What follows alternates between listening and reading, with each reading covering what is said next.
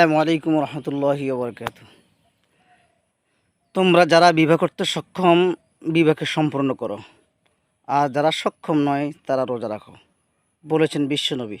হাদিসটা হজরত আবদুল্লাহ ইবনে মাসউদ রাদিয়াল্লাহু তাআলা থেকে বর্ণিত। তিনি বলেন, বিশ্বনবী সাল্লাল্লাহু আলাইহি সাল্লাম বলিয়াছেন, হে যুব সমাজ, তোমাদের মধ্যে থেকে যারা বিবাহ করতে সক্ষম তারা যেন বিবাহকে সম্পূর্ণ করে। কারণ বিবাহের দ্বারা চোখের দৃষ্টিকে সংযত রাখা যায়, লজ্জাস্থানকে হেফাজত রাখা যায়। তাই বিবাহ করে ফেলো।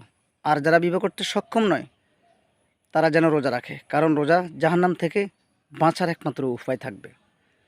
তো যারা চোখের দৃষ্টিকে হেফাজত রাখতে চায়, লজ্জাস্থানকে হেফাজত রাখতে চায়, উপযুক্ত হলে বিবাহ সম্পূর্ণ করার দরকার। অনেক সময় দেখা যায় চোখের কারণে অনেক বেশি গুনাহ হয়ে যায়, লজ্জাস্থানের কারণে অনেক বেশি গুনাহ হয়ে যায়। কারণ শয়তান আমাদের দৃষ্টি অন্যদিকে নিয়ে যায়, লজ্জাস্থানকে অপব্যবহার করে, খারাপ কাজের দিকে নিয়ে যায়। তাই যদি বিবাহ করার মাধ্যমে স্ত্রীকে পাওয়া যায়, স্ত্রীর দিকে তাকাইব, অন্য বেগানা মহিলার দিকে চোখ যাবে না, আর লজ্জাস্থানকে হেফাজতে রাখা যাবে।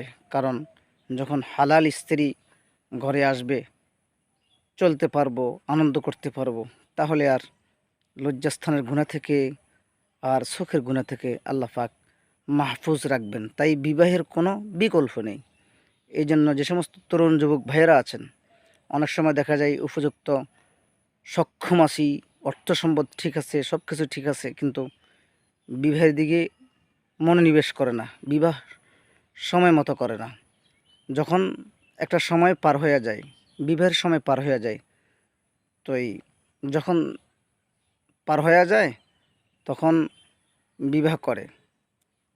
যখন ছেলে হয় তখন মানুষ জিজ্ঞাসা করে, এ কি আপনার নাতি? কারণ বৃদ্ধ অবস্থায় বিবাহ করছি। এই জন্য উচিত আমাদের সকলে যাতে করে জওয়ানকালে বিবাহ করি, মানুষে যাতে করে শরম না দিতে পারে, লজ্জা না দিতে পারে। তাই আল্লাহ রাসূলের এই হুকুমকে, শরীয়তের এই কথাকে বাস্তবায়ন করব। আল্লাহ পাক আমাদের সকলকে নির্দিষ্ট সময়ে বিবাহের কাজ সম্পূর্ণ করার তৌফিক দান করুন।